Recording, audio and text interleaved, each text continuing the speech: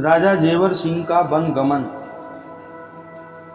प्यारे सज्जनों, भक्तों, रानी वाछल अपने पति राजा जेवर सिंह को समझा बुझा धीरज बंधा महल में ले तो आई, परंतु राजा जेवर सिंह का जी खट्टा हो चुका था। उन्हें ये दुनिया अच्छी नहीं लग रही थी। सोचते थे क्या इसी का नाम जीवन है, जो हवन करते हाथ जलते हैं। क्या ये ही राज सुख है? मुझ राजा से तो बन के संत महंत योगी सन्यासी लाखों गुना अच्छे हैं। न आए की खुशी न गए का गम, अपनी नींद सोना अपनी नींद उठना। जब जी चाहा भगवत भजन किया, जब जी चाहा कुंडी सोटा ले भंग घोटनी शुरू करती। तभी तो उनकी देह स्वस्थ जैसी होती है।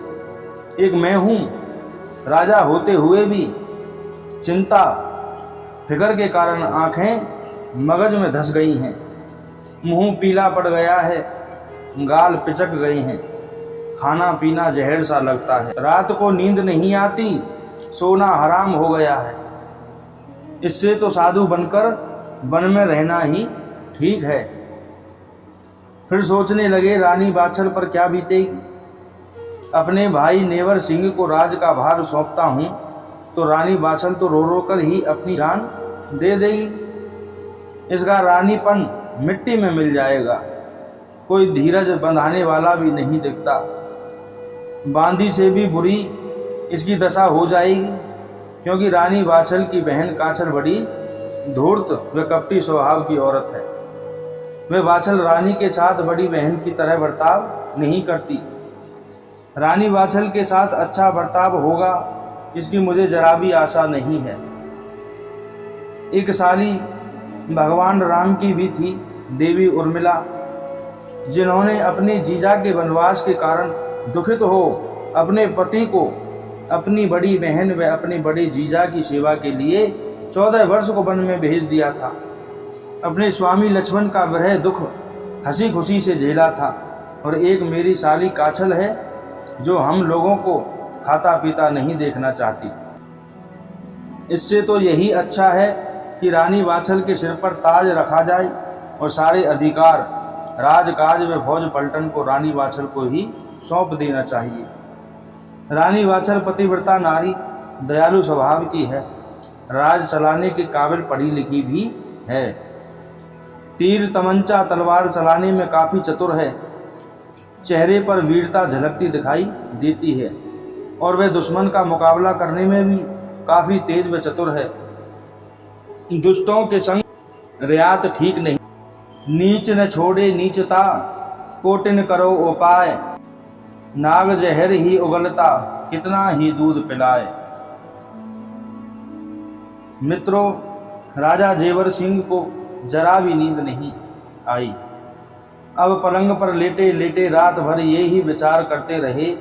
दिन निकल आया, रात बीत गई।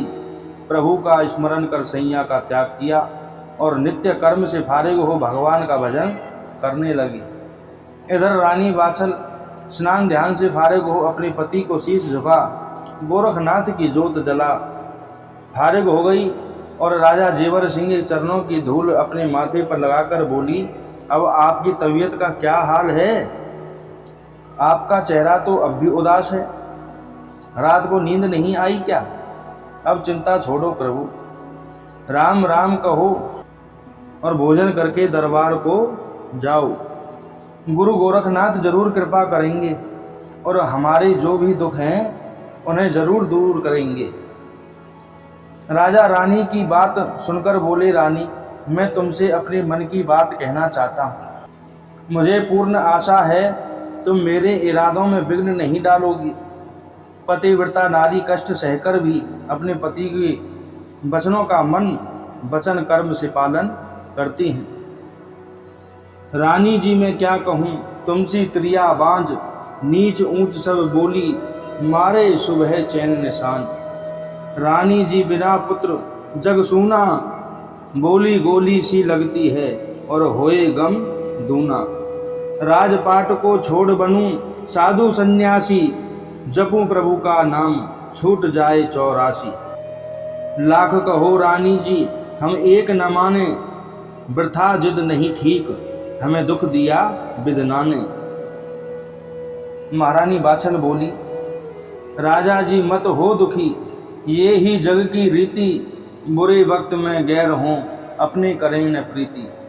करें न अपने प्रीति ये जगत बड़ा खुद गर्जी, अपना दूजा ब्याह करो अब यही हमारी मर्जी। सौत जने संतान मैं हंस हंस गोद खिलाऊं, बच्चे को कलेजे से चिपटा मैं सबकी टहल बजाऊं। राजा जेवर सिंह बोले, दूजी शादी ना करूं, रानी मती मारी करतार। शादी दूजी नृप उत्तन पाद की, बालक ध्रुव दिए निकार।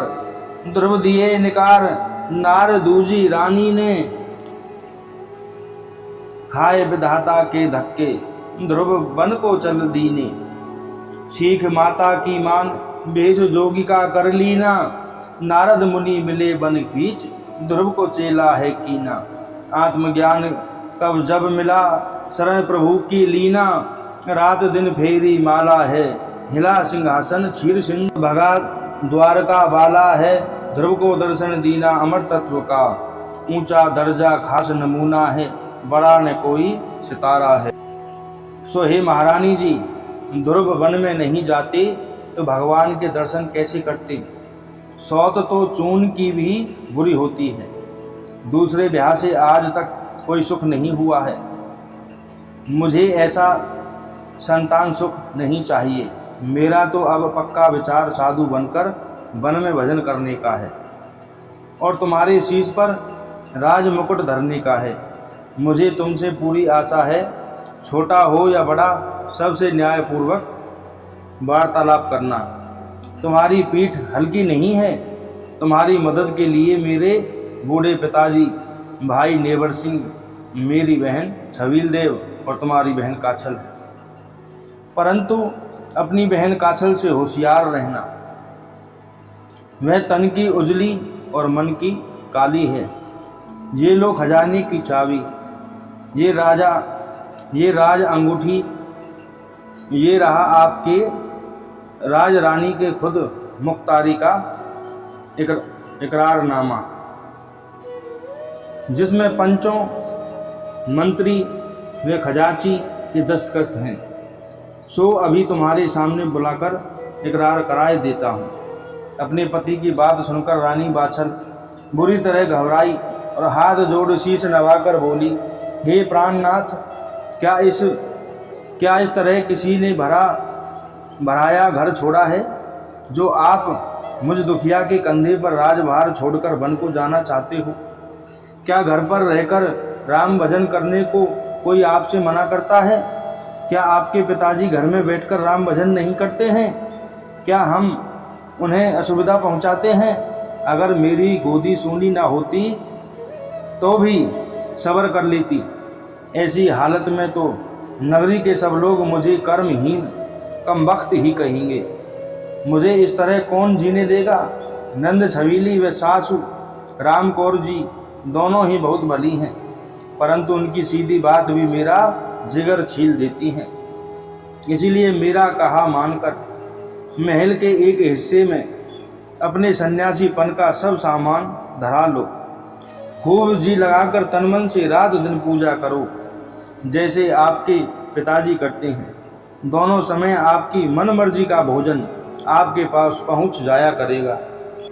रानी बाछल ने अपने पति राजा जेवर सिंह के पैर पकड़कर रो रो कर काफ़ी प्रार्थना अर्चना की, परंतु राजा जेवर सिंह को वैराग्य हो जाने के कारण उनका मन नहीं पसीजा।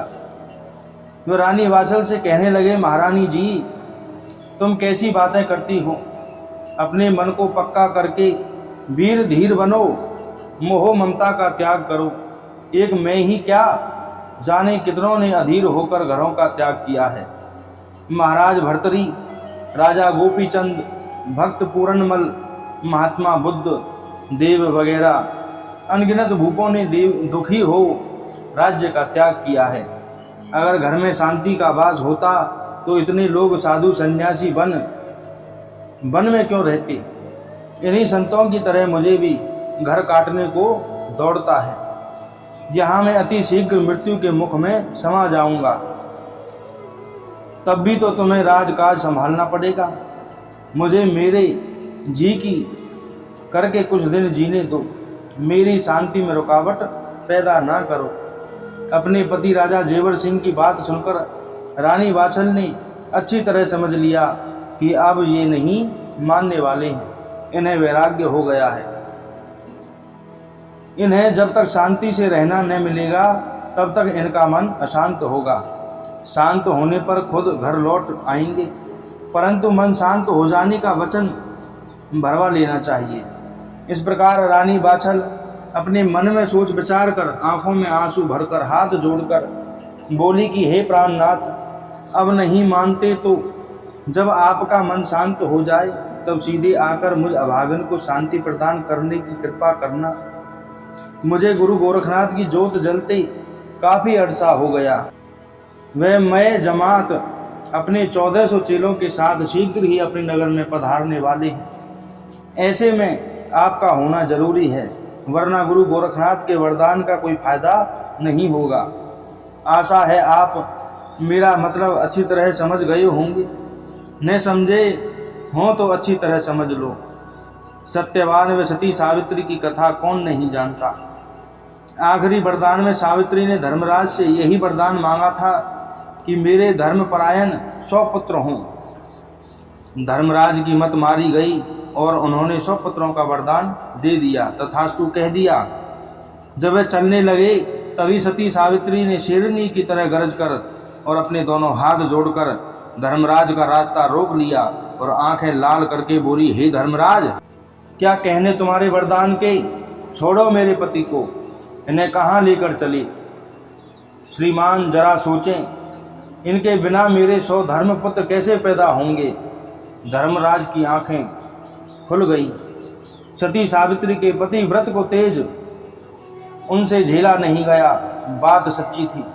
धर्मराज हार मान गए और अपने नैन नीचे करके बोले, धन्य हो भारतवर्ष की पतिव्रता देवी, तुम जीत गई और मैं हार गया।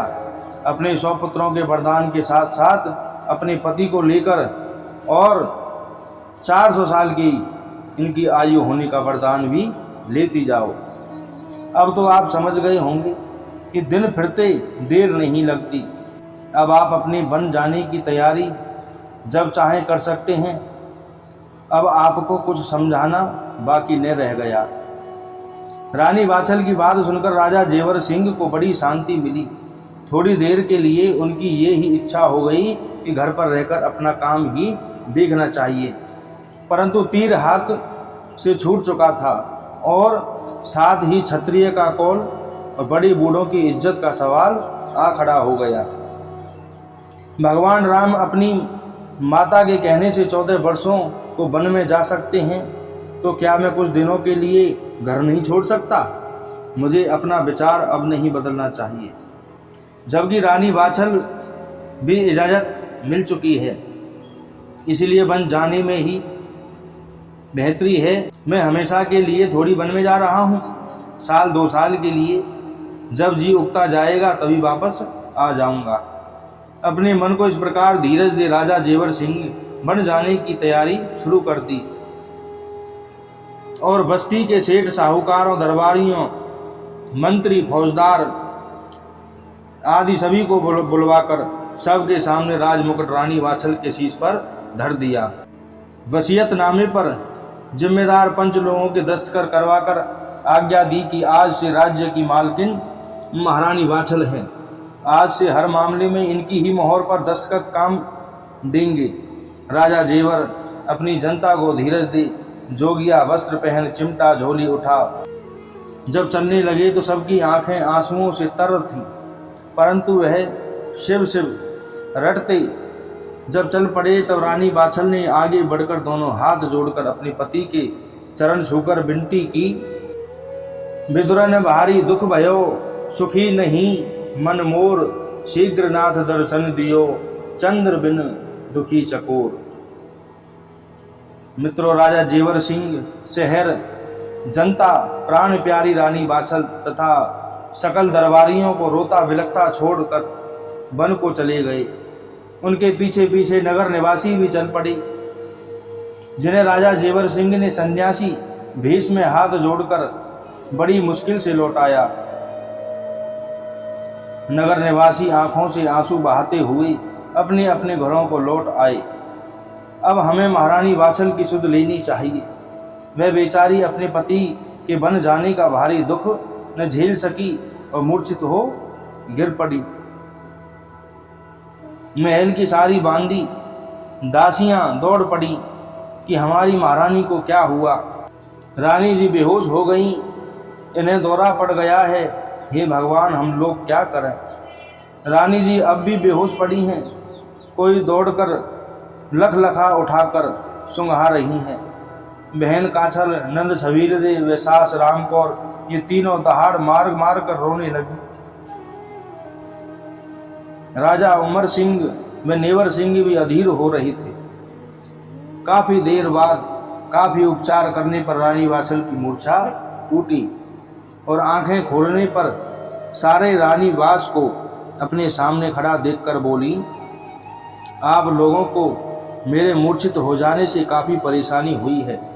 आप लोग मुझे आशीर्वाद दें। मैं धर्म पूर्वक सब कठिनाइयाँ झेलते हुए अपना जीवन आप लोगों की सेवा में व्यतीत करूं। भक्तों, महारानी बाछल सबको धीर बंधा गुरु गोरखनाथ की जोत जलाने में लग गई। अब हमें राजा जेवर सिंह का हाल जानना चाहिए। अगले अध्याय में राजा जेवर सिंह का हाल हम सुनेंगे। बोलो गुरु गोरक्षनाथ की जय।